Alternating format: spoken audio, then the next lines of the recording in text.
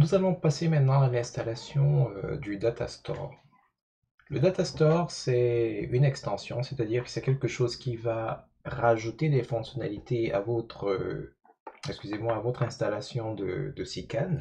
Vous n'avez pas absolument besoin du Datastore parce que SICAN, au stade où nous en sommes, fonctionne déjà plus ou moins correctement. Mais ce que le Datastore va faire, c'est que c'est une extension qui va fournir euh, une base de données additionnelle. C'est pas la base de données de SICAN proprement dit, c'est une base de données séparée. C'est une base de données additionnelle à l'intérieur de laquelle les données structurées vont être conservées. Et ces données structurées, d'où proviennent-elles? Elles proviennent euh, des ressources. Les ressources, voyez-les un peu comme les pièces jointes que vous allez associer à un jeu de données. Donc ça peut être des fichiers Excel, ça peut être, en général, ça marche bien avec les fichiers Excel, mais ça peut être tout genre de fichiers. Donc ça va créer des données structurées à partir de ces ressources-là.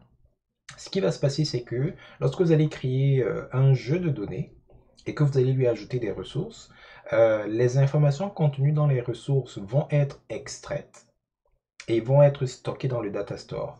Lorsque c'est extrait de cette manière, ça va vous permettre parfois d'avoir des aperçus de ces données-là lorsque vous serez sur la page des ressources. C'est-à-dire, vous avez par exemple un jeu de données qui parle, je sais pas moi quoi, du nombre d'infections au coronavirus en 2019-2020 par exemple. En principe, si vous n'avez pas le data store installé, ce qui va se passer, c'est que quand vous allez accéder au jeu de données, il vous faudra télécharger la ressource sur votre ordinateur, ouvrir la ressource peut-être avec Excel ou Google Sheets ou n'importe quel autre logiciel avant de voir les informations qu'il y a contenues à l'intérieur de cette ressource-là. Lorsque vous avez le data store, ce qui va se passer, c'est que à partir même de l'interface qui vous permet de voir les ressources sur SICAN, vous pourrez avoir un aperçu. Vous n'aurez pas toutes les informations, mais vous aurez quand même un aperçu des données. Donc, si le tableau a 2 lignes, 3 lignes, 5 colonnes, 10 colonnes, vous serez capable de l'apercevoir.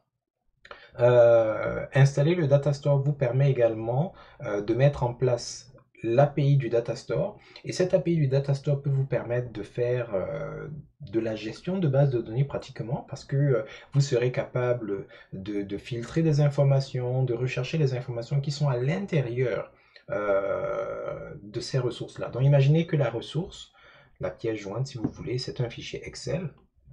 Donc, au lieu de télécharger cette ressource sur votre ordinateur, puis